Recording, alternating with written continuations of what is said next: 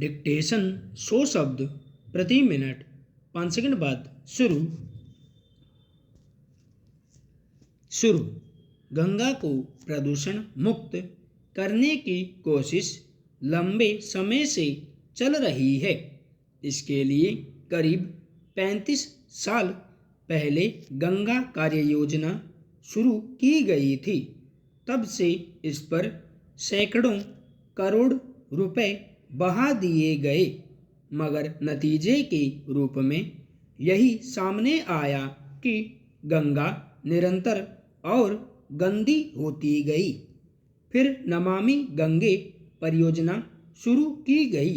इसके लिए एक अलग मंत्रालय भी बनाया गया। नए ढंग से योजना बनी और न सिर्फ गंगा के पानी को साफ करने बल्कि इसके किनारों को भी संपन्न प्राकृतिक क्षेत्र के रूप में विकसित करने की कोशिश शुरू हुई। अच्छी बात है कि इस प्रयास के कुछ बेहतर नतीजे नजर आने लगे हैं। यहाँ तक कि संयुक्त राष्ट्र ने इसे दुनिया की 10 महत्वपूर्ण पहलों में शुमार किया है। इस समय कनाडा में संयुक्त राष्ट्र का 15वां जैव विविधता सम्मेलन चल रहा है। उसमें संयुक्त राष्ट्र ने माना है कि नमामि गंगे परियोजना प्राकृतिक दुनिया को बहाल करने में काफ़ी मददगार साबित हो सकती है, इसलिए कि यह क्षेत्र म्यांमार, फ्रांस और सोमालिया से भी बड़ा है। संयुक्त राष्ट्र ने इस परियोजना को परामर्श और वित्तीय पोषण उपलब्ध कराने की घोषणा की है। स्वाभाविक ही इस घोषणा से इस परियोजना को गति मिलेगी और जल्दी बेहतर नतीजों की उम्मीद की जा सकती है। केंद्र सरकार ने नमामि गंगे परियोजना के तहत गंगा में गिरने वाले गंदे जल को रोकने के साथ साथ इसके दोनों किनारों पर वन क्षेत्र विकसित करने का अभियान चला रखा है। इस क्षेत्र में वन्य जीवों के रहने लायक वातावरण बनाया जा रहा है। इस तरह गंगा के दोनों पाटों के इलाकों में खेती और वहां रहने वाले लोगों के स्वास्थ्य पर पड़ने वाले दुष्प्रभाव को रोका जा सकेगा। एक विशाल हरित पट्टी तैयार होने से पर्यावरण प्रदूषण और स्वाभाविक जलवायु परिवर्तन के कारकों को कम करने में मदद मिलेगी। पिछले कुछ सालों के अनेक अध्ययनों में ये तथ्य उजागर हुए थे कि गंगा में प्रदूषण बढ़ने की वजह से न सिर्फ पेयजल उपलब्ध कराने और उसके जल जीवों की सेहत की दृष्टि से समस्या गहरी हुई है, बल्कि इसके दोनों किनारों पर बसे गांवों के लोगों के स्वास्थ्य पर भी बुरा प्रभाव देखा जा रहा है।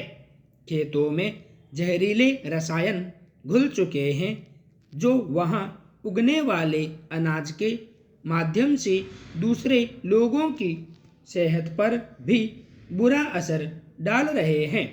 इस दृष्टि से गंगा को पूरी तरह प्रदूषण मुक्त करने का अभियान चलाया गया है। अभी तक 230 विभिन्न संगठनों की मदद से गंगा के करीब 30,000 हेक्टेयर क्षेत्र का वनीकरण किया जा चुका है। गंगा भारत की आस्था की नदी है। यह देश के बहुत बड़े हिस्से को सिंचित करती और अनेक शहरों और औद्योगिक इकाइयों की जल संबंधी जरूरतों को पूरा करती है। मगर जिस नदी के दर्शन मात्र से मुक्ति की बात की जाती रही है, उसमें निर्बाध औद्योगिक कचरा और शहरी मल मिलते जाने की वजह से कई जगहों पर उसका पानी आचमन तो दूर छूने लायक भी नहीं रह गया था। राजनीतिक इच्छा शक्ति की कमी और प्रशासनिक लापरवाहियों के चलते इसमें और इसकी सहायक नदियों में बहाए जा रहे जहर को रोकने की कड़ाई से पहल कभी नहीं की गई। अब संयुक्त राष्ट्र ने नमामि गंगे परियोजना की सराहना करते हुए इसे गति प्रदान करने की पहल की है, तो स्वाभाविक ही उससे बेहतर नतीजे की उम्मीद बनी है। अखिल भारतीय आयुर्विज्ञान संस्थान यानी एम्स दिल्ली के 7 सर्वरों में सेंधमारी करके उन्हें कब्जे में कर लेने की घटना डिजिटल माध्यमों से संचालित हो रही अन्य तमाम योजनाओं और व्यवस्थाओं के लिए एक बड़ा सबक है। गौरतलब है कि पिछले दिनों दिल्ली के एम्स के 7 सर्वरों में वायरस भेजकर ठप कर दिया गया था। इसके चलते वहां का कामकाज कई दिनों तक बाधित रहा। फिर पता चला कि उन सर्वरों को हैक करने यानी बंधक बनाने वालों ने सरकार से पैसे की मांग की है। हालांकि शुरू में दिल्ली पुलिस ने इस बात से इनकार किया, मगर अब आशंका जताई जा रही है कि एम्स के सर्वर में संचित 3 से 4 करोड़ मरीजों का डेटा चोरी कर लिया गया है। उनमें कई महत्वपूर्ण लोग भी शामिल हैं। जांच से पता चला है कि चीन के 2 शहरों से इन सर्वरों में सेंधमारी की गई थी। हालांकि अभी तक सेंधमारों की पहचान नहीं हो सकी है। जल्दी ही इसका पता लगा लेने का दावा किया जा रहा है, मगर इसमें जो डेटा चोरी चला गया उसे वापस लाना और यह सुनिश्चित करना कि उसका कहीं दुरुपयोग नहीं हुआ है या होगा, संभव नहीं होगा। आजकल जिस तरह कामकाज में आसानी और तेजी से तर्क पर पूरी दुनिया में डेटा संग्रह के लिए डिजिटल व्यवस्था पर निर्भरता बढ़ती जा रही है, उसमें डेटा की सुरक्षा को लेकर लगातार आशंका जताई जाती रही है। जब आधार कार्ड शुरू हुआ था तब भी अनेक विशेषज्ञों ने कहा था कि इसके जरिए लोगों का व्यक्तिगत जैविक डेटा आसानी से चोरी किया जा सकता है।